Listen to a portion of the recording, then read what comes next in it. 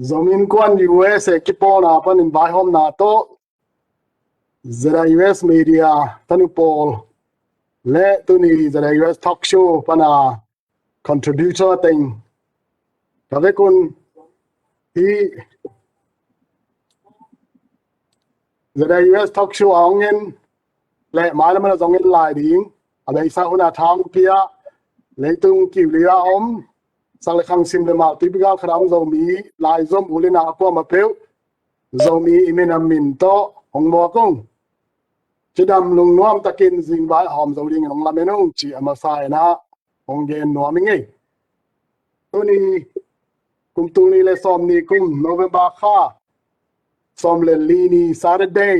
US lama Saturday hun hia en ZIUSA talk show asom ni veina nga sak anung ta pasian tunga lungdam thu ko masa ing toma bangin tunia kaset bi lom le gwal tele thang pia ko ma pe chidam takin jingwa om sak thei menin akwa ma pe sa bi lom le gwal te tunga jong lungdam thu ong poking tuni pen gen ding sud ding thu le la tam pi tak omin I thei sama bangin anung pen ZIUSA talk show som le kwana khitzo US Gama November kha so nitum ni in presidential election President Kiteelna Kibolin November kha ni giat ni in ko gambup Kiteelna le Zogam Kiteelna chini in Kibol hi manin to tung tang thu te thu tampi apiang swakin igen nok tampi tak kom ding hi a hi zongin ingei na ma bangina tuni sud ding le holim na nei ding a dia na kaneyu kong lui khiat thu amasai na ngei na ma bangin Zomi Innkuan USA Kipawlna thu le Zomi Innkuan USA Mabante pulang na to panin to muna honong jang ding in iri pu na chialingin to khit chiang a US presidential elections and to pan zomnin a zanzenina aputoma som ka thile ama I expertise na ahi mata amana follow up do zui do ahi tula tak US le kolgama covid leitung ba covid-19 ala lai tak hei te to thu koi zo aman lang zring yam chi ong ki thu za kom nungin en to khit chiang ina US presidential election to ki sai thu pulang ai zong in ai kele news report ai zong in ngai sun na pulang na ai zong in to khit chiang kolgam bup ki te na to ki sai hian la to teng hun ma sa in zek ni hun ni na chiang ina yu adiakin US gam chinin mundanga zong kilung lut samen chin stock and share mo ding in Zomi-te ading in stock share bang chiang bang chi bang din munam hiam chi ma da ai kele zo stock and share for Zomi chinina Zomi-te ading stock and share to ki sai to lama kiwa chinin expertise kara hi sialang toy kana chial hi na ma zong den chang nong ka thayin chin ama lampanina ama ing hop no bang zanin to khite don no am ale ya contributor sum pan hi zong ina don no bang aman hunong lang da ding to hun zat som nin to khit chang ngai na ma bangin Zogam le Myanmar politics to ki sai holim na zat som nin to sunga adiakin Zogam politics to ki sai in post election mother le Myanmar politics post election perspective ti to khat dia na ong le yung ai zong in ihun sao pi ki jang thai lo ring a hi mani na hunong chang tan na chang cha izo na chang holim na bol som ni ti to ong za sang ma sai ngai lung da ngai hale tu ni hun long jang ma sa ding ina Zomi Innkuan USA executive director pu Suanpi Zomi Innkuan USA to ki sai thu om bang ai zong in Mabante ki sai zong in day to day business ta hi zong in ma tung ta ni na zak sak ding am bang aman hunong zat ding na za tang na to pu Suanpi cheling ei hunong jang thei ding yamo ele namele amun muna apwala om US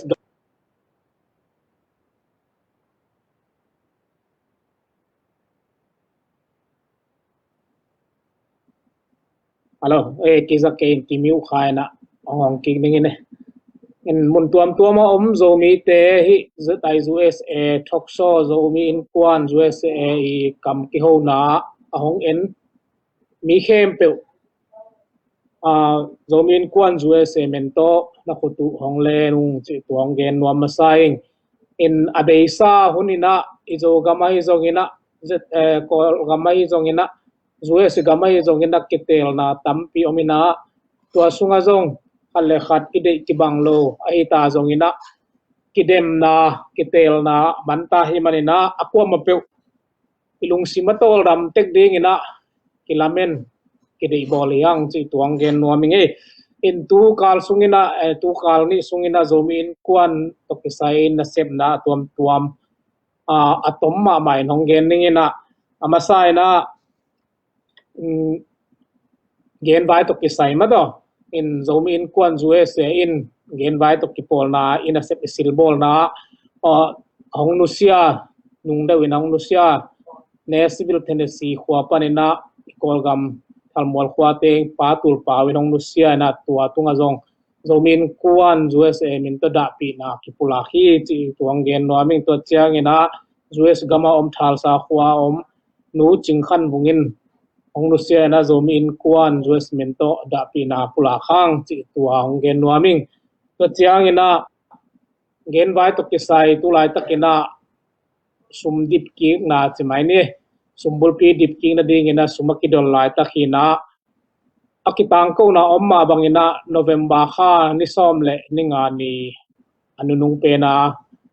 gen vai tanupi kyang atung dinga akigen hi na tuama bangina amun muna om amwan wala om gen vai tanuten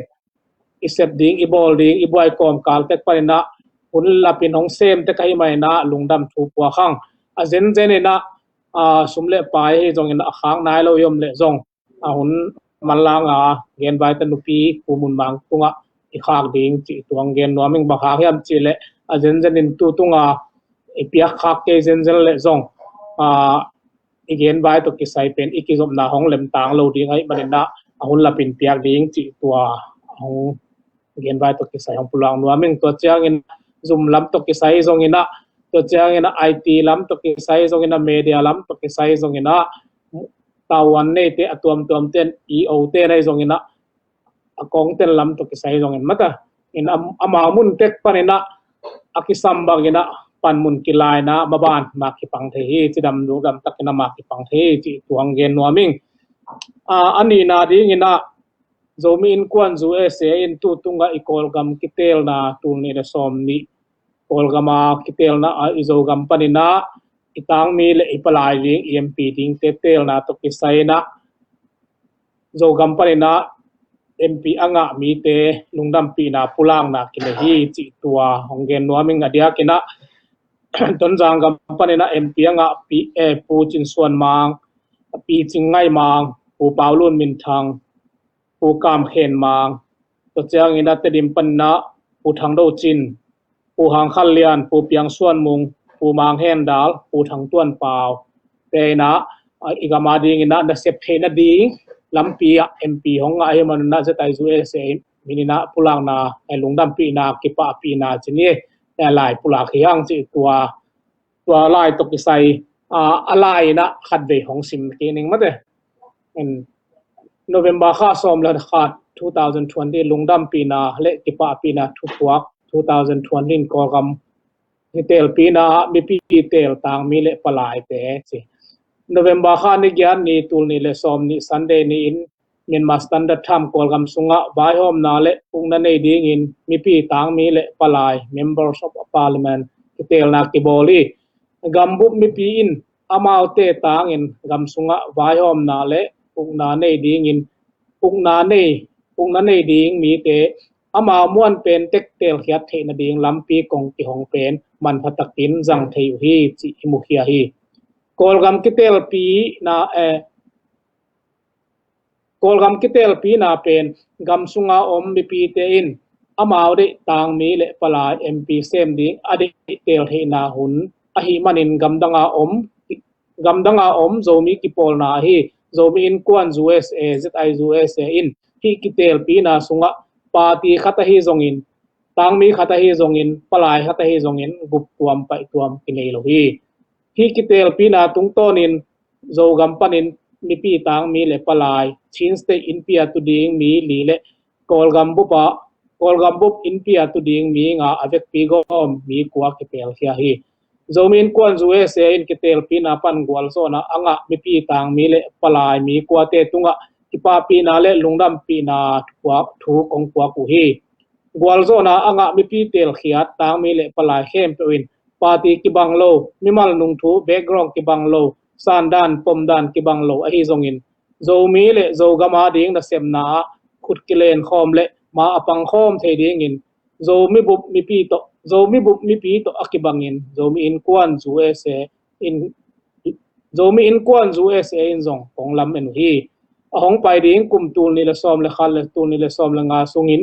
iminam le igama ding na tampi asem zo le asem khom the ding in pasian in hong makai chian na ding ka thung en naw hi china Zomi kolgam sunga imuan iswan izogam le izomi adi asem abol ding mi te tunga ZIUSA in lungdam pi na pulang na ini na thu hi chi tuang gen nuaming to chiang ina indilam na om Zomi-te sungpanina Zomi kitel na panina hi zong ina mate panmulian thak nga te jong Zomi Innkuan ZIUSA in lungdam pi na nei nuam hiang adia kina abe sau nan jok ki gen khin puvung zagin walte ama ina minister manipula ding in mate wanji khathong nga thakina to jong Zomi Innkuan ZIUSA in lungdam pi na nak pe takina ki lungdam pi na ki pa pi hi chi tuang gen nuaming to chia gena singat constitution ma singat bial pola bial sunga ogin suan hawina by election a kitel na honga hi manina Zomi Innkuan ZIUSA ina lungdam pi na pula khi hang chi to teng Zomi Innkuan ZIUSA to kisai na thupulang na atom kim chini na to teng hong nei hinge lungdabe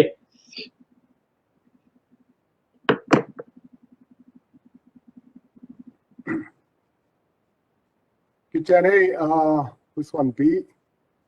Zomi Innkuan ZIUSA Nisim Mabante ilam te pau le day-to-day business pen pandemic hun sung mai da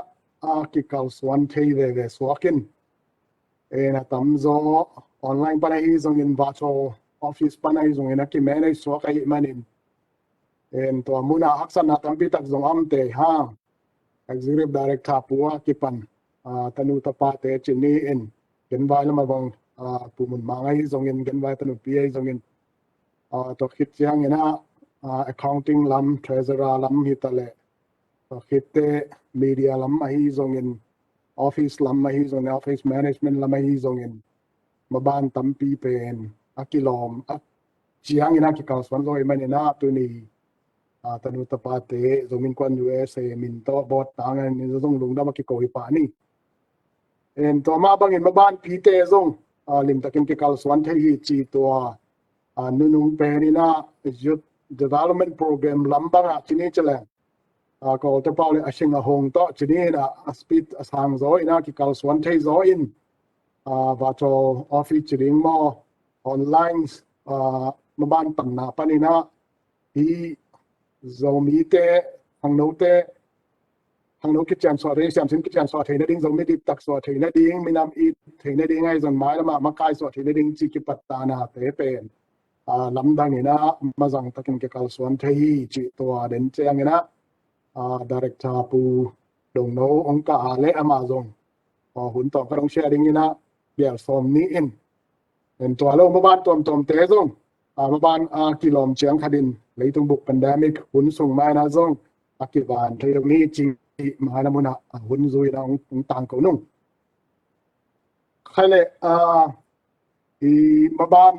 sam ni na tulian lai tan hot topics current affairs nga hot mama den ke lai hi covid-19 to ki sai to lam ya pu to ma song ka thei ai chiang man zong ama personal broadcast panin zong again zong tamsa minai zong ina the US talk show panin zong he is the US talk show ongen ko ma pwaring ina nong hop ding chi akikun hinama ong ka thei chang lung damin en tulian lai tak US is on call kama is on covid-19 din mun koi tangam hiam chi le ama kum pipa venga omai manin kum pipa tunglam panin bang thu za hiam chi ma to en le ches aman hunong zanga ang pulang na ding in zata na to saminge to ma sunong gang thei dia Lung Nam ya. Kizahia. Lung Nam moderator pu chairman pu tu ni USA talk show yung pitching to ina tu ni hun thak nga kin ina passion happy na to talk show asom ni ve na ita mo to man ina Lung Nam hoi ma in tu ni hun nong piak king man na Lung Nam ina tu lai tak bel COVID-19 updating bel tam ke yen ai zong na tu lai tak pen i thei sama bang na US Kiteelpi pen aman nai lo hi mo kai chang den chang to ding hun tam zang nom zo ding hi chang den chang do tha do Khup hun tam pe zom pe nom zo ding hi chang ina ken atom ma mai nang ne ning ina tu lai tak i COVID-19 en leng pe nama tu lai tak tu ni bang bel teng khalle US ka mamo US ka ma teng khalle tur som nga ka tu tai to pen man nai lo ai jong en zani pen teng khalle tur som gel le tur saki ka mo kai ve in teng ni nai to mo to pen ni khat ai ve mo tun kol ka mang en leng pen ni khat pen tur so hilo vek pi pen tur som go kem khong amo ka tu tai ai jong en ai US campaign tu lai tak new case zani bek pen khaveni pen teng khalle tur som guk dong kai ve mo in to chang zani pen teng khalle tur som giat le tur saki ka to mo in tu ni pen adita pen man nai lo mo adita pen man nai lo lai ha in leng mo ki mui na teng khalle tur som nga le tur guk dong kai ve mo in US I tang tu hi pandemic jobel COVID-19 tam aka pen hinte tu bang chen new case mo new case pen toy manena pol khat ten bel election ma pen tul som nga chi bang aka hi na ayong ato thakat tu teng khat le tul som guk tul som get ka chi mok pen ai thema ding hiam hi pen politic lam sang khong zong hello ding hiam chen tu lai tak ba ilom te American kumpi kitel pen tu lai tak amo aking on lai tak chese ni na in pol kapten bel hi lama alang lam ten bel amo bang mai tele hi pen pressure pleng na hi khong pe chin mo inai zong na hi pen size lam pen ai gen thium loi cha mo hi pen mo size ya data ya mo na khathi na ai zong na mi pi ya ding ngai sun lang bel bang chi ya up mo hoi pian mo bang am chi le election hun ma pen tul som li apa pen election zo chang a teng khale tul som kiet dong ka chi mok pen i pen ting ni dong mo ka tu na ka ding to to pen up hoi mok ding yam ki chi na ai zong na to pen pol kha dia mu na hin mo en to zong ama ai zong na hi COVID-19 pen anong kai na pen tu sung teng pen hi US gam mang bela mo COVID-19 pen i bang te politik la matam zang pian na pol kha den mo to chang ki voi to hi na gen te na hi million bolot chi khong zong COVID-19 ma to ki zoi tun in to chang i mes ta ding tal lo ding chi khong zong to zong politik lam sang ngang zang to we na hi COVID-19 pen tu lai tak pandemic a hi hanga pen hi US Kiteelpi to amo tampi tak bang chi politik lama tampi tang zang to dan he na to chang to nga mi pi ten tu lai tak hi za ta ka na pen politik lam sang ko ai tamo pe ki chin bang yam chi le por kha den zo lo mo teng khale tu som giat chi mok pen teng ni dong ka to ding hi ta en chi ran hen na politik lam sang no tampi tak to ke nai zong na hi pen gen thiam ken mo hi pen ma scientific dan nang pai dan hai chang na mi pi te na tampi tak ikidop ding mo to hi bang mai tale chang na ko hi Maryland bang painting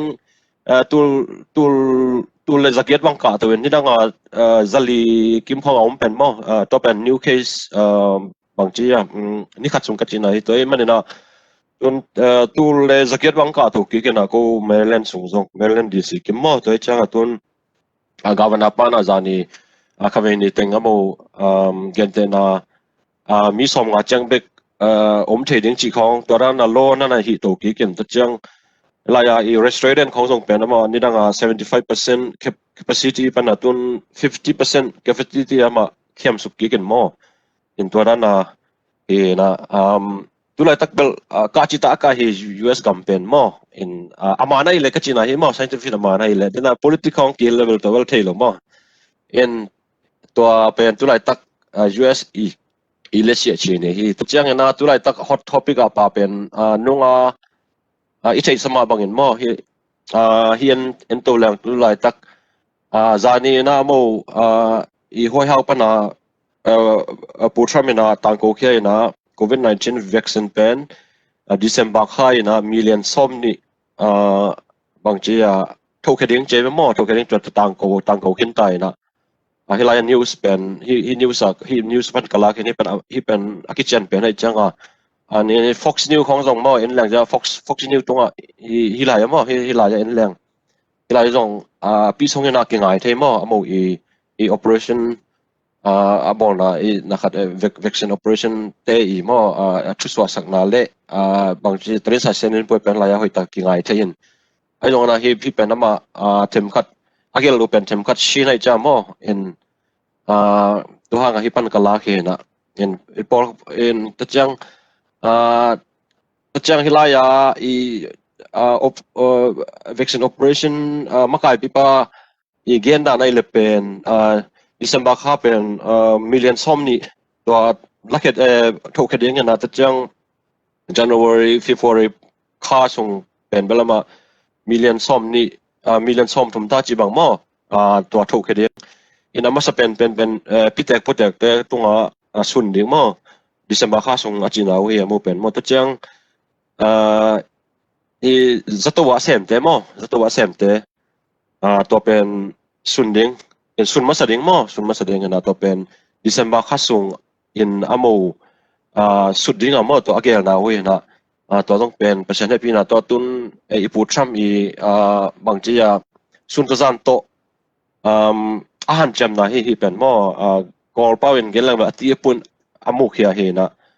ingak lama ma hen tun hi US ka bang ben ithima sama banga tuni bang tengkhala tur som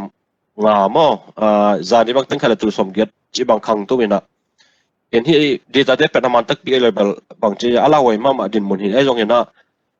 tuni wan ni doctor Fochi bang en balagen changa pen hi COVID-19 vaccine omle pen bel hi pandemic pen be thi ta ding hi chiama tung ta chet omai manena toy man hi azania putham te na hoya panang tang ko khiat mo hi vaccine pen mi pi te jong henonga bangchi ar vek pi na thupi ma hi chi to khan gen noming mo to chiang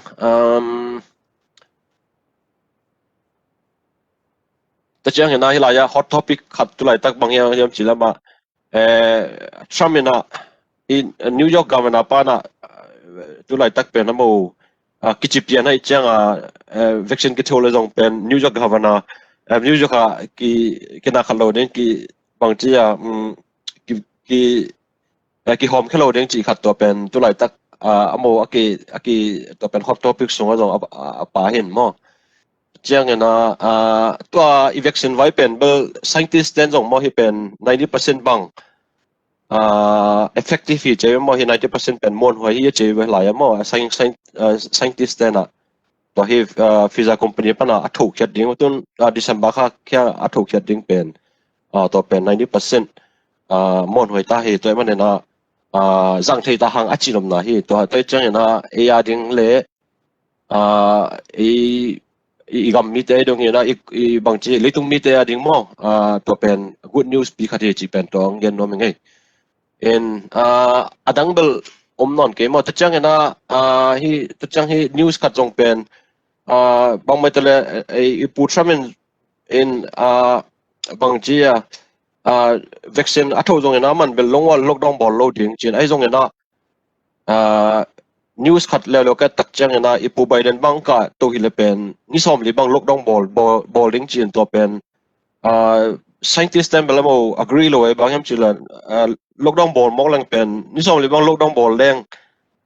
igam si poi tam pitak chi jing hai chang chi na hilai bel tramen bel ken lockdown ball nge lo ding hi mate in to hanga vaccine pen bel ka han cham na hi chi na to pen tu lai tak hi pandemic to kisai mo to hot topic to khan hom som hin adi kai na ikum pi apyong le jong mai changa to stimulus package kong pen ki kum thein on lo suak na to pen December kha January kha ro en to lang bang thum ding hiam in to lai tak latest update bel vaccine pen December kha na million som ni ki tho to ding na to pen good news hi chi pen to di kai na tu ni hot topic dan na mate hom son na ngai lung na me monitor po lung na me Ngai pu Thomas kho hun chat sung pan thua ya za da nin king ai sonang ina I tha hong lop sak cheni and then pu Thomas gen vaccine ta koi se me de to pen 95% bang success on me hi achieve and too soon radio commander te khaden zong alam dang thu pia sak na kharong gen ngai khabil ben tampi taken zong ngai khanin vaccine can do ben to za in on low success kin lo hi chi and gen nine flu vaccine bang zong ma bel dang te to ki bang sam ken coronavirus e vaccine to te ding bel sam ken ayang flu gen te nine na vaccine ve ya ti to kwe ji ma da to te po bang pen 60%, 65%, I guess 75% chiang is success ale ahoy ma mai chen ni kum son ka khial ke ya le bang flu vaccine bang balama kum sima alai amai flu nam tok ki saya ki lai to bali sa mina tuak lo wai chiang a chi khong jong ngom the na 95% success ji pen bo lam khat ban pu Thomas kamal jang ki leng lấy tung ading in chinima lấy tung non ta na ading na khawa ka tang ki to ki bang khawun sia sung parina khawa ka tang ki to ki bang to ma bang in localize ki zo bil bel lang sang le khang sim le ma ti ka kham zo mi ta ding in zong jing wa ni ta vai hom na ba kilo in ta na ba kilo in gam le min nam ma ban zong ang ina ma bang ina sang zo in chinima sok ta ta kina ki van thei ta ding zo min kwan US en zong kum mong thak hen la hi le mian de na pakina gam la en to pak leng 2021 Zomi nam ni bang chang do Zomi Innkuan USA in lama Zomi movement hi zongin to Teelcing Zomi Mabante zongin gam le bin ma ding in na sepna kwa tu ading na sepna Kipawlna ading na sepna pen full strength to full capacity nei za to ki kalson ki thading hi chi lungai then lung dam ma ma hi zong tu khan lew December US bang tuleng December kha sungin million som ni back to zelin US million zatum zali bang ki omai chiang na chu pi teng pe ma sao hen la January kha chang som li wang khan to le chmai ni naw ta ngin pe ning ding bel hani khatum son lai ding da ni bang hi le pu to ma song gen ma bangin pu na pen lang ma lai amai nunga ai kela kalata nunga politics tampi ni tampi takimona amang iki ni pama ini pi sapi tampi takin nat lo bek tham lawin long na ban nang hon subloi mani na ko ma pe ki dom ni che thakina belam na tong han tho ni ngei khai le lung dom ni ngei en tu na ban pai sam ni na khai le hot news ai ke la current affairs ma zong hi zo mi bo bin zong lung lut ma dia kim US am zo mi te bek hi ke lam dang ka sang ma US presidential elections ben US am te sang baga Zogam ini pisah piten lung lut zo leo kilomin bang ini mut san dang ora mau zan kim zan khang dung ma nang ke yu la kilomin sang bang tu na che zo pin to ki sai tun ki zo ta lam khat pa in election bang chring ya voting za ki zo ta na zo ngana thunung thua tampi tak oma hi manin tu te to ki sai update hi zo ngin election news chinina to chang tung hiam chi lom Dr. Đầu Khum na chia lengin aman hunong zat na ding in za ta na to samingai Dr. Đầu Khum nang hunong zang dio Ungdame chairman pu igen dan mai na US election pen kums simma leitung bopina alung lu da boy pi chi pen kinial thelo hi aizong tutung pen ki lung lu deu chi pen ki kinial thelo ma hi to hin อิมูดานซงFacebook สากิปันเลยตุงบุบิซงกินักจัดจเดียวอินะตุตุงเป็นตุรงมาNovember ข้านิชุมเนี่ย election นักบอลเนี่ยตุนNovember ข้าซ้อมเลยลีบางองค์ที่ตายที่ซ้อมเลยนี่ขัดบางไปขึ้นเกมูนาจุยน้องเกนนี่งี้นะไอตรงนี้นะกับบายไม่ได้ก็ขัดไปเปล่ามุนขัดไปเปล่าลวงเล่นโลกนั่นเองงี้นะองค์งานเจียมนี่งี้นะเด้งผู้ทอมัสอีเกนดันไม่นะวัคซีนจงฮิเลPresident Trump นี่นะจง election มาอีนะก็หอมแค่เราดิ้งฮีจีนเกนแกอีนะไอ้จงอามา company เตะต้องคิดเสร็จตัวไอ้เบคิน company เตนจงงาเด็กจีดานินไอ้จง election คิดอากาศขัดบังเป็นองค์ต่างเขาแล้วอินPresident Trump ไอ้จงนี่นะ Republican เตลัมฮิบังฮิเลcompany นะ election มาอีนะฮิปทูเป็นในหินดิ้งฮีแซนปีหินดิ้งฮี President Trump อินะcredit ก็งาข่าวดิ้งได้โลว่าตัวน่ะ election คิดแบบผู้หลักปัญหาจีของจงไว้ตั้มปีตะกอมินตัวจงฮิเทฮิโลเทอินไอ้จงบางฮิเล election กีมาPresident Trump เตมาอีฮันจัมนา US กุมปีมันจงซุมตั้มปีตะจงเปโคลาอากิบอลที่อินะขกุกวาลเดอุสุงอินะวัคซีนเป็นองค์ที่หอมแค่ดิ้งมีเลียนซ้อมนี่บางที่หอมแค่ดิ้งงานกับเตมาจงหอมแค่นั้นดิ้งอุจงPresident ฮิเลDemocrat Governor เตนะอะไรดูเทลานะเลดูจีดานหินNew York State เด็กบางฮิเลGovernor อินะTrumpมีมักไก่นาเป็นเบลชีอาเกนเสกอินะ President Trump ยินจงอิทธิสดานมาอินะpress conference จงNew York เตอินะนาดีมาเชียวเป็นองค์กิเปโลดิ้งฮีกิจิยาวินเด้งผู้ทอมัสอีเกนดันอินะตัวนั้นถูอมลายินไอซงมาสคาเอเปิลคาโปละเป็น President กัวฮิดิ้งจิกิเทโลจินะจุยอินะอมีตัวอินะตัว President เป็นน้ำนี้นะเกนแรง projected จีนะ news media เตอินะโวชิมนะจุยamau 100% azo na KPL zong ina amau ina zoham tangding hi chi a project omina to khichang ina state tuam ina a state ina a certification na hi chang ina official hi pandinga tulai tak projected na zuya hi le Democrat te nominee pen Joe Biden ina zathum le gu nga ina President Trump ina zani le som thumle ni hina to pen New York Times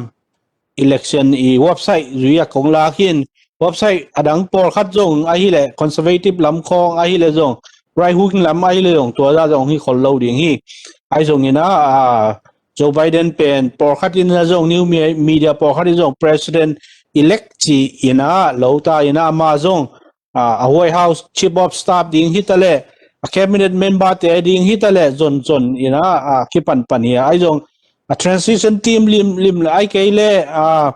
intelligence briefing CIA ของte ina leitunga thuk tuam te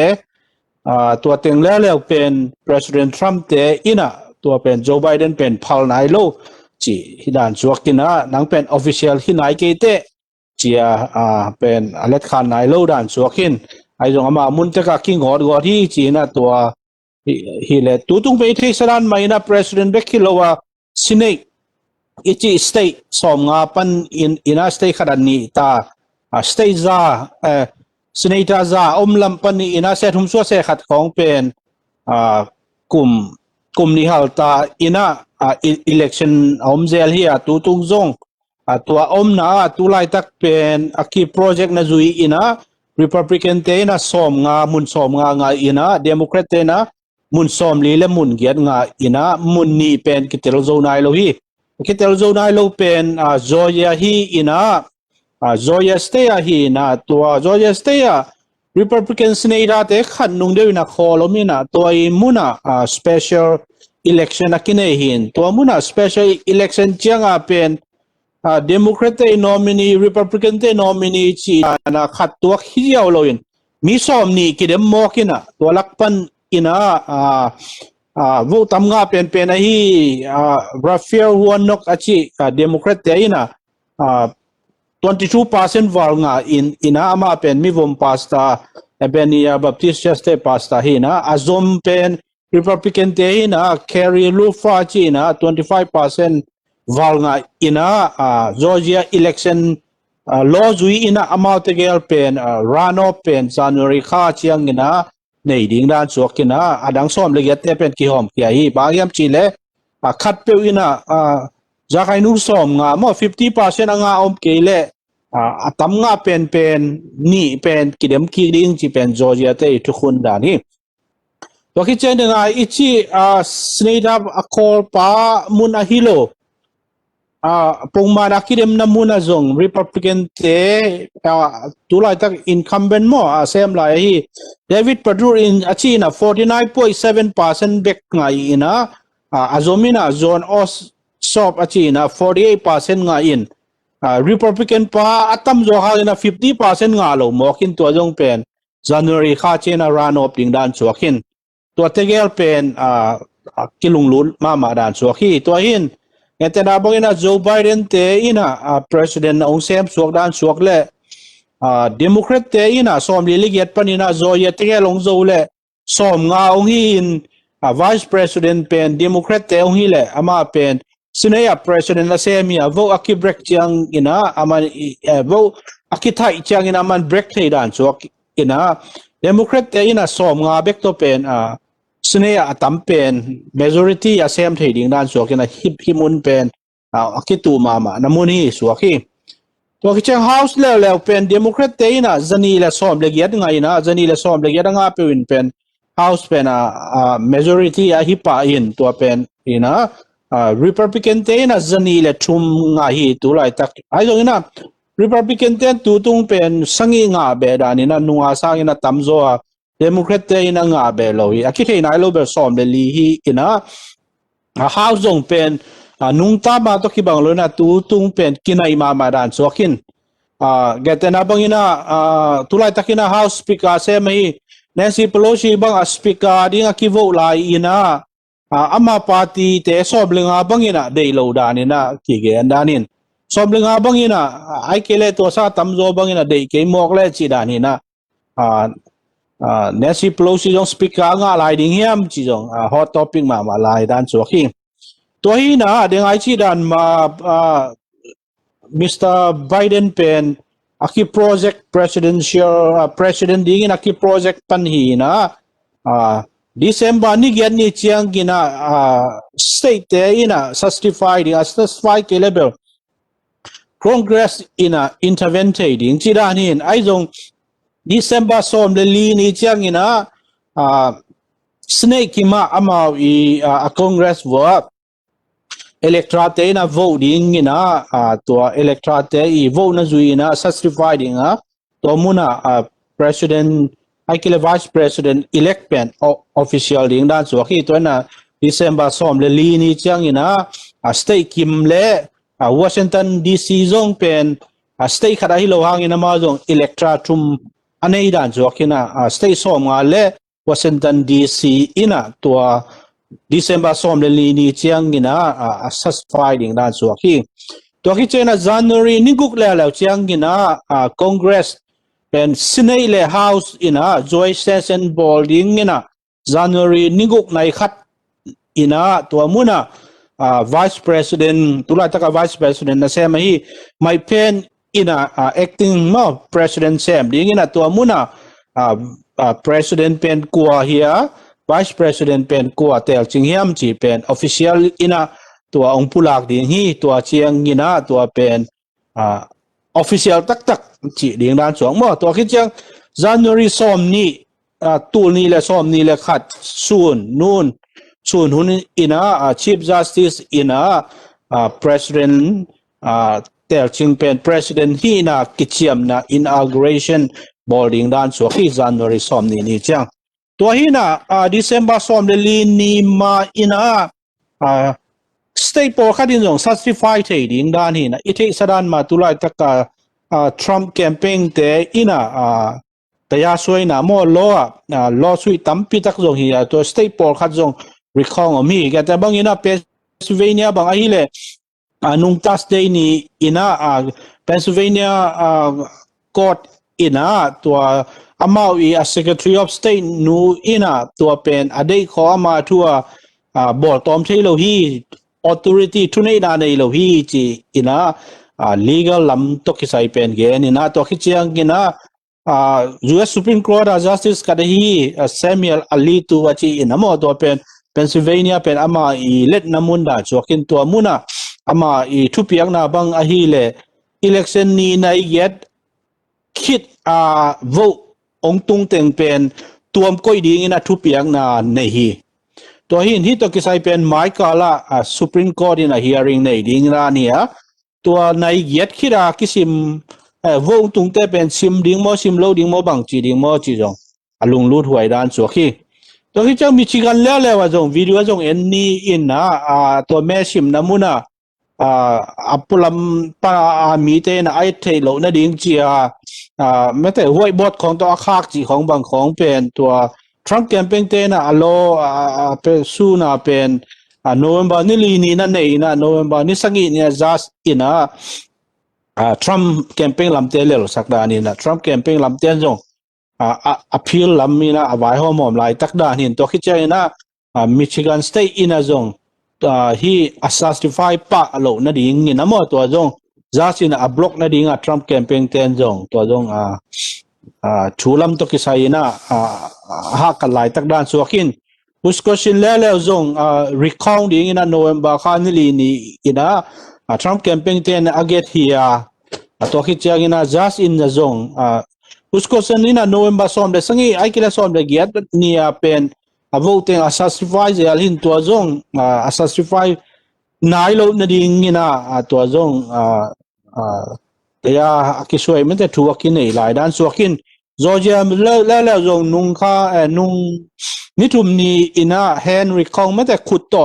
sim yer dingina zong secretary of state na zong again ai zong ina som le tum ni zani kipan tarani na November som le gian ni mai Friday ni na hen kong Zogam tang ding chi dan hin hen ong kong le bang teng kilam dang sak ding bang ding yam chi dan chi to angai sut chi mai le lo ki chang Arizona jong pen bang chi dia audit loading mo manual inspection khat sit pading chi Trump campaign ten jong request ane hi to ki chang na jasma mai na jong assassinate na ilo na ding ina Trump campaign ten request na ina to zong pending lai chi dana kigenin to khichang ina ithei sadan ma dominant software china software zat por khatte bang ahile Biden akipesa vo atur sim var tuli bang chi phiale mo le to bang ile Trump kianga lut kiek ma de to bang chi ria asian na amu chiang ina chi danin to zong pen state som thum ba ki jang chi dani na ki ge ni na hi sob ma jong lem ding yam chi khong ai jong ina department of homeland security lama cyber security lam ten jong pen tu tu election pen mon hoi ma hi chi khong jong ke ina sen vai khong Russia vai khong ma te ong ki hack hi chi khong jong la thu nong kai zel ma te mi si sa te ina ki vo hi chi khong ai jong bang ai jong to chi na tampi ta kom zel sa min in awampi ina pen election khat pen 100% perfect omlo in akigen le atom lam pen jong Trump campaign lam ten again chiang jong pen tampi tak pen state lam por khat aliak de ka hi akiboi na por khat jong aman lo na om ding chi jong pen kingai sun sakte ai jong ina yet la lo chaina Joe Biden na azo na pen tampi ma to zo zel chi danin Pennsylvania bang tur som li le tur nga bang to zo chi dan hi inna toran hin adang te jong tur som ni chi dan atom dan hin toran tu chang President Trump te again dan anong kai chiang ding bang a hi le atur sim chiang bang ai adana akilum let ding bai ke le atur som li le tur nga bang kilum let ding san chiang chi dan jong ina massive fraud chi mai le awam pia alom pia khel gom na ling liang zong la athau tha zong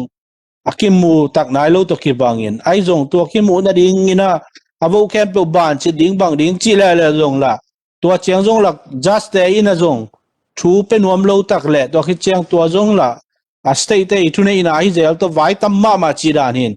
media ten zong la interest non lo me de Joe Biden lambe hin Fox News ki pan zong putram lama zong painon lo chi dan hin alim lima putram ma zong media te to kitai ta pa hin media influence ma tunga zong mi pilung sim ki heile Joe Biden ma ina zong hi election ma zong pen bang chiria Hillary Clinton bang ina na le yong so ngai vit ken chi dan ai ha ina tun pen ma pen election pen ma ni hoi chi lam hoi na lam le hi le in chi dan in ai zo awam pia ye chiang ina ya election ni ina avo pen Republican te asuap tamzo ina ai jong tu tung pen alam dang de kum dang ina ngei lo Marin Bolet China vo lai to vo aki khiat thei dan ina tua pen million som sangi warbang ina ki vo chi dan keitel na ina to ran tampi tang ma aki vo dan hi in election ni mai ina to bang ong hile zong adiak dia ka mi vom te bang a hile election ni na avo pen percent tom zel chi dan in ai zong Marin Bolet chang pen mi vo pen ong tam zel bek tham lo ina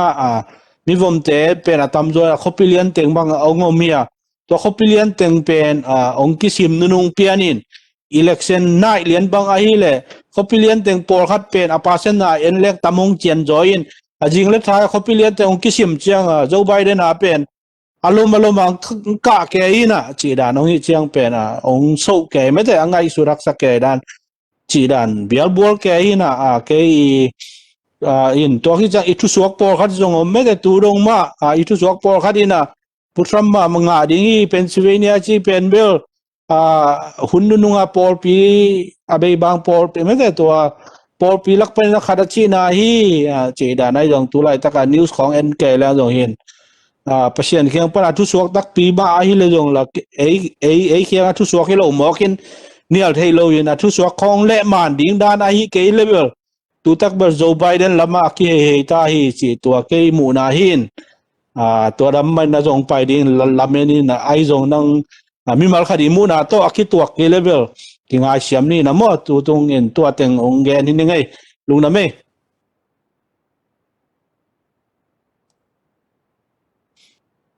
Ndamay Dr. Khup tua dan ani nunga nangi muna nonggen na tua chibang ina pai ya le President Dingbel pu Joe Biden ni khading hi chi dan lam mong tun chin tua ka gen mai na to sa hi tanu pipa omna le ke omna jong soken chin to sa khwa tu lian lai takin hui de ta kong nung ke hin kho nong sering ki thoi na internet Langh phagawahi manen denin Dr. Khup ama a video zong ong swak ke zelina nong calcium na ringona to ong nge and US presidential election to kisai Zomi Innkuan ma pe ke ya ki pan ma da ki dob ding le pil wang ding thu khada hi media tungai on social media ai to ki gen khen pe pen lim takina analysis ai ke le lim takina thu abul pi kan ding to thu pi sa ing tampi takin amao lam tek apan na tung ton wai ke le ei lam tekin gwal zoring ki un mo kai changa thu tuam ki phok mo ai ke le aki mukhia zong pulang na tampi ta komin to aki pulak son te pen koi pana ong pan hiam chi zong thu igen nop to igen be no bale ikum na bale to te asos ki chian dagini kan ding to thu pi sa pening ka ki sam lo pin ei kan na tung ton asos ki bang lo khalani hangina zomi community sungai zongin zomi sunga kam tungnung ketu na khong to ikitel khel khagling bol to no dei hoi het lovi chi ma dia ken Kipawlna Zomi Innkuan USA zongin an zom zera US forum sunga hi zongina ei gup tek i gum na bang ma imuna tek general conservative media lam ngai le hang ani ni ma zong zo to hanan bek tham lo zera Dr. Khup chi bangin pasian thu chi mo biang na lam pana makai te hitale thu swang nei te hitale President Trump mai alen swak ding mai zong ki gen to hi lo alang khan liberal media lam alim mai te hi leng zong to lam ma pai han leo chinom na tampi takin mi pil mi siam tampi takiam te hang ei sunga ma to thu bula bali na kan the yam te hang tắm zo cái đàn bằng máy na anh em tông như là bùa bạc kim chỉ cần dấu lâu hi mà nên tua media link khem biểu to ilung uploading to chu pi sa in gen mo kin den chang pu suan bin ama i mu na tom kharong gen ding ngen ningin hi agenda hi thulu iman mai mo and ama comments ama i mu na khat ong kigin sakhen la and gen mo kin bel alang hi chi chiang ta bel ke bangin mula yingin US tang thua presidential election khen to hi chibang Dinmun del tung ngei lo ma and ka thei suna 2000 ina president Bush le to laina alang Al Gore ong kidem lain anung pe na Florida in a khen sat ding hita in Florida in khen sat te lo we son na te a vote khong jong kisim ki ke yin to lain do Al Gore in as obel hi tuan lo mo Bush in a tom chika zo in ai zong alang khat te na mo sang na hi machine to akisim set to akisim hi zong khut to akisim te pen man lo hi ai kele ame tang a ballot pen bel kitchen lo hi chi to mo sak to win aban taka khut to sim dinga gambu bong vai hom tak chianga man gen la ha Supreme Court in ong lut chini na ong intervene chini ai kele ki khato en to muna George Bush lama pangu chini to khatbel om ngein to lo ke thei suna yes presidential election alang alel lamten bel ching ma hunin leling chinwam pak pe ma lo ni anung pen bang chini chele hang president Trump le Hillary Clinton akidem lai bang chele hang en ama Clinton zong bela zoling ma kilamen mo ga chang consit chinin leling chinwam pe ma lo win he dong he ma chine na he na video khong dong bu hang ina hi the niat lo ding a pol zong a zo sa hing popularity vote zong zo sa hing chi na ha son na ta constitute le lingai chi to hin a bil bel to mo na zo line bel a vote tampi tak to zo hi manina popular vote hi lo electoral vote tampi tak zo hi manina to bang chung piangin alang khan lewa tu tung zong gen den Trump lam apang ding bang hi le hang kum sima akimang den ke ding chi hilian lo sa mai chianga en anung pe na chung bo ding in chung jong lawsuit chu bol pen tamma ma aza sim hi tam mo gai chiang to amuna gen ne na in Supreme Court in ong interview na kele chung bo ding in bang hile to mail in ballot atung nung te ai zong na man lo ken can pe invalid man lo hi ong chi ziaw mo le zong en vote tang pen I think ganan ma zong mun khat khada om mo gai manin president Trump pen in zo kik mai che chi khong zong ma US tang chua ding chu lam dang pi khadong sok the en pol kharin ba US Supreme Court in to chi bang ina chu vai hom chu man lo in khem sat sam ding hiam chin khat ve lam dang khada political scientist hi lo kong zinga me now pangin itel zo hello khat lam dang ka sa te man zo Supreme Court chi zong partisanship ve mo ka en chu pen khin khai ding wen aman zo khat pe wa ki zui tuak ding wi chi hang bang che alang Dinmun ongom takute a liberal justice step and alang ma ong pang ve a conservative justice says alang ma ong pang ve ina ama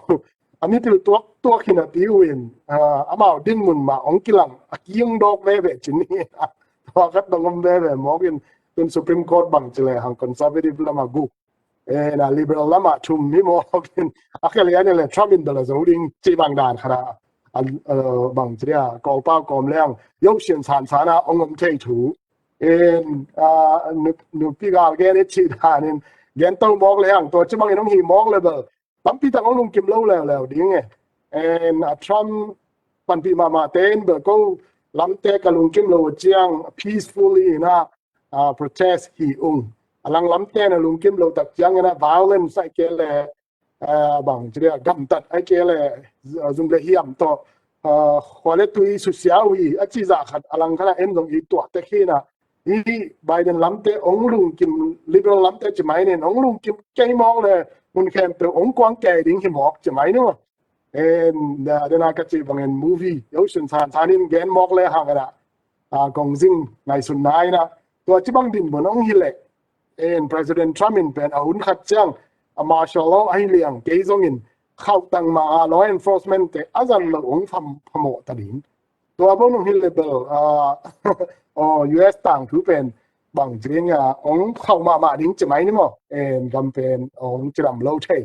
à tôi mới đã chụp bia làm đăng cái sắc leo khá là US economy pen tắm tí takin pandemic hàng in kiam hi cái chỉ hàng gam đăng tốt tệ na in US economy mi pen tua za time kelo bill bel Trump policy à mà khát cái mi mal mu na chiang ba khin chin du chang pen economy pen có cái là change those table cái game giống lại hi chỉ bel cái bằng in mu in ena hi zong in ong ki lai lian le ka lumi mo pi khat leo leo bel ni dang ina ka US ka tun man ka ngai sun mo ka democrat lam te zong liberal lam te ka chiang diakin Bill Clinton bang chini na US economy ben khan tau chi ta khang tau i chi da na ki ngai sun khai ne hang Obama hun tak te tampi tak ne khang tau i chi sam na pin a personal life lianable ong khang tau lo chi mai ni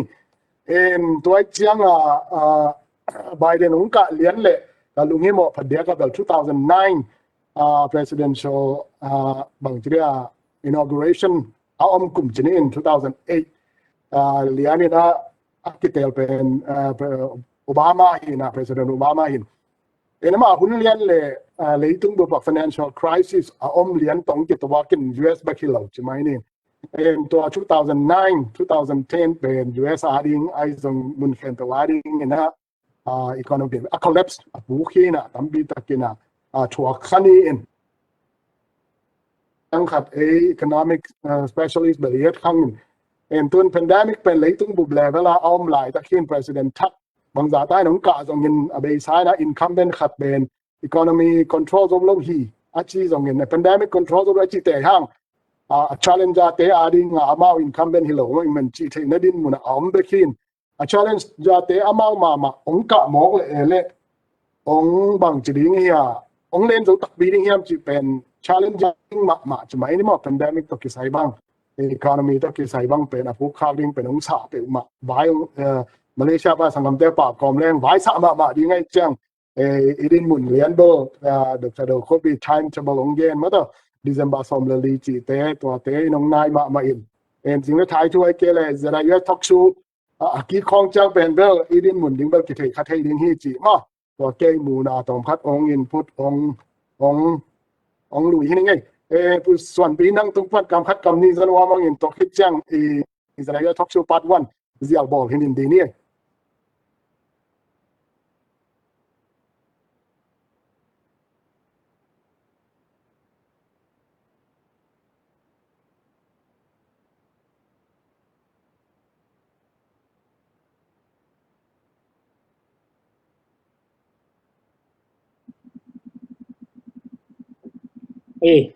lung da mele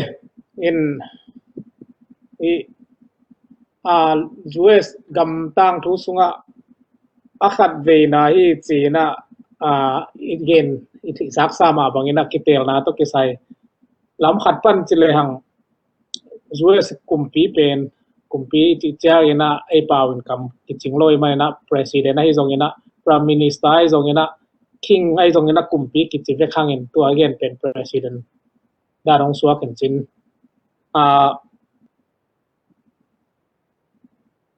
leitung bup au ahi nau to ki sain zong leitung ngei na dan khat amao ahok ku tein kalsuan zia in pen ai kele hichidan in chile hang US gama president asem te personality pian khat pen leitung lo ma leitung zel ma chile hang ki khian lo ding chimai le hang ke mu dan mo abe sai na tu lai ta ka again president Trump ahong ka mai na leitung politic kolpa kom le ang kaba nai ngan ji jat khunga pen diplomacy chi khong bang chi ya mai tanga kichi lalan chi lampang kitam zat loina pinyata pa chi ya tua Trump pinyata pa lo chi bang hir ke sa mina tua da na ki gen in diplomacy to ki gen in Trump ka takte aman bel diplomacy chi lam khong hi khol lo gen te na UK te diplomat te khong ai zong in gam khada diplomat te khong ade ke la zong gen jiao amai tang wa zong gen Twitter khong a zong gen jiao lel in atua pe leitung ngei na dan khata ong ki le hei zo chi phial mong ne chỉ tua đan khát hi na atomin chỉ lệ hằng hi Kiteelna to kisai pen bel ke mi mali mu na President Trump ma ding ina lampi to mama in ke bang in mui in ai ke le ai dei lo thu hi lo ina US mi pi te ina chim tak pian in ke bang in mui chỉ đi hi mai ba ha yam che le hi mail in ballot khong ai zong ina ke vote nia pai ti khong ai zong ina mi khem pe invoice a hong nei tak cha a voice pe nong Kitel hi mo kai ve a vote te legal la hi zong ina illegal vai hi lo zo ina gen te na na sa lai ip to a ki khak te atung bai atung nu chi lampang hi lo zo ina a vote khem pe it tak cha US President Trump pen mi pi te koi na khat pen ki mu thei ve ve in ke bang in mo in toy tak te ama pen ki chim tak akam pau ran mo ai ke le amai personality ran mo khat bel politician dia ki de phalo hi china ke bang in ke mu na ke tung tan na hi chin mo pa hang chile as US gam te tel hi mo kin as US mi pi bupin a voice a hong la khiat takutebel a chinglo hi mo kai ve turin mul lia ne mo en tua khat om sai chi tua khat hong gen no mingin a hi zong ina a zo u tak e ma bangina bang chidia izo the da ding bel a ki han cham tek in tun US bang he tu lai tak bang zong chamin amai zo the da ding Supreme Court a hi zong ina lawsuit fa la hi zong in ma da in tampi tak a hi hang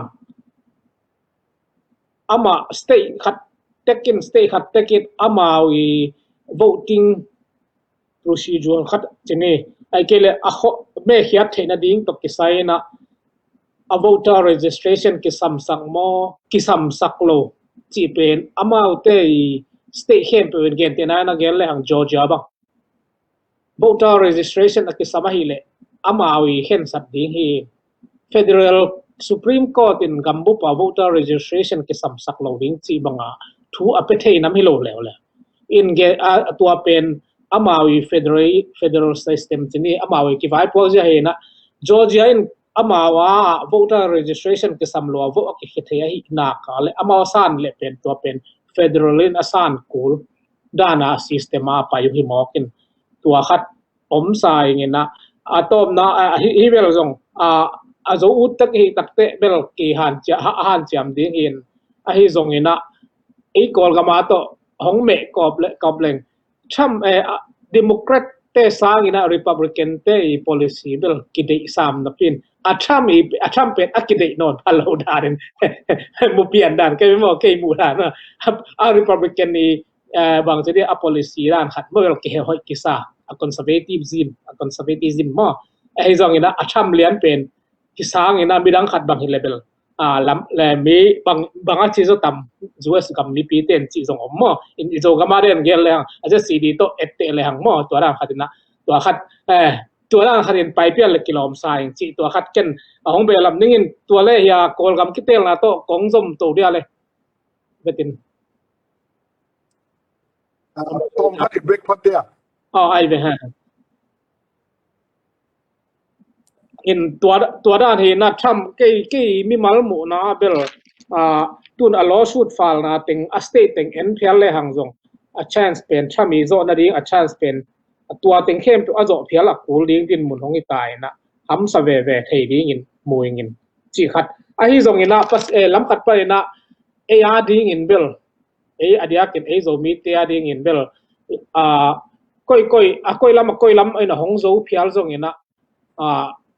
hoi lel ding hi chi na ke bang mi mal san dan in sang le ling ba khang yam chi le republican te zong e hong thi khang amawi policy bin e hong thi khang na om ve ve a hanga e hong protect na zong om ve ve mo in democrat te lam el le hang zong e hong lial lo na zong om ve ve ai zong ina e ya dia nga opportunity om na ding zong om ve ve ai manina e ya ding in bel alang tuak khat zo zo in a zo phial zong ina khat lama isup le khat lama mẹ đính chỉ đàn khát na ilu le to dok chỉ là mẹ cái là ilu ale là mình cái là ilu in khoa lu mang ale cái là mình khoa vật ngã đi cái là mình khoa ngã ale ilu là mình khoa khoa cái là mình khoa lu mang ale ilu là mình khoa vật ngã đi chỉ đàn biar in cái chỉ tua khát ông bè là bang này le moderator po mai giang nó mai anh nó ngon again cái dòng chúc kinh mình dia kin Democrat or Republican chỉ zoni na amini ni lo chang zong cái lòng cái na Democrat lam te na azo phía là Republican lam te na zo zong na cái bang in Zomi-te in bo dia kin Zomi-te bo religious oriented chỉ mà bang biang na mi ma hi lam bel ki lam pe mai ma pen dia kin US te bang chlang ai hi le tung bu pu na bang ki ta phalo pian nong in en go to sa bang in vela ki ta non lo hi ma na to ki kal swan to ki sa min chin na khang ve o si jong khang sem de chi ta leng ki khom zia le ong ina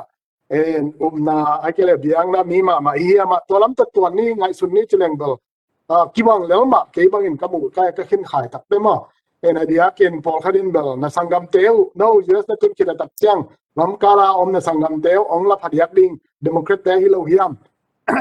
na nung na mau the non lo niam chi in en a Democrat un la ya zong ang la ngi na ma bang ang la hi chi hing tun number ina atom zo ai hang adia kin zo mia ki chi phadiak te a ding hi tale chin stick pana ong len khia gal tai te a ding in pen tu ni dong ma ong lu lai ve chini ma ena ki la lai ve abul pi alama sa ding pen UNHCR hi mo ga chiang ki chiang alang khan leo le wa i biak na mi i na sik san mai na abang za tai na alanuam party lam ong ka thial zong in economy hitale ai ke le leitung Dinmun pani na security lama US gam khong ong nop chinon ke yin ong secure non ke le zong US gam zong ki un non khol lo mai che nge dulian lai ta ga gam thum na om te Australia khong Europe khong ma nuam zo a chi zong ngom mai thei ta bek tam lo wa kol gam bang zong ong hoi zo hi le acha king nom zong tam pi ta ngom ding chi da nin biang na mi te a ding in do thungen na chiring mo na tung to ni na lamen na bel be tuan ding hi lo hi chi bel case han dan hi bil bel en to khit chiang gen hotel expertise bel yet khangin kalung hi mo pha de ke mi mau to khang na tung to ni na be sa 2000 ki pan jot bu sun ai zong in to mai na Bill Clinton hunina freedom chini na ai kele mi khem be swat ta phare ai kele immigrant stand on nuam sa phare ai dong nuam sa zo chinin ga US ngam zong nuam ki sa zo tek in ayang nuam ma sa pen bel immigrant sum panina ria kin gam dang ni ten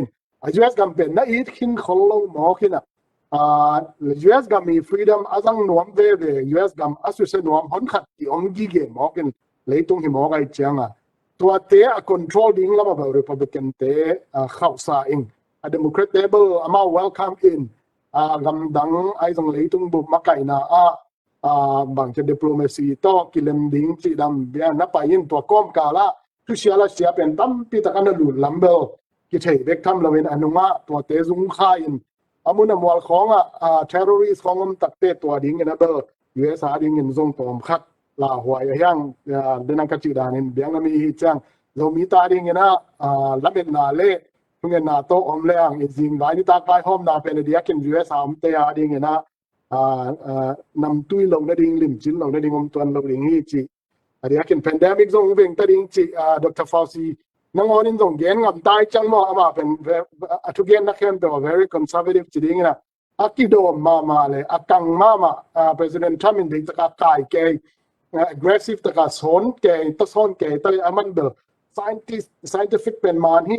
pen to chi ding hi cha akang to ki bang liang bin ama na ngorin hi pen aveng ding hi ta hi chinga mai chang 2021 pen do bang bang chi zong ina Zomi-te ding ina lamen na tampi tak kong ki hong hi chi to teng hian la Thomas now US presidential election to ki sai na comments to wamia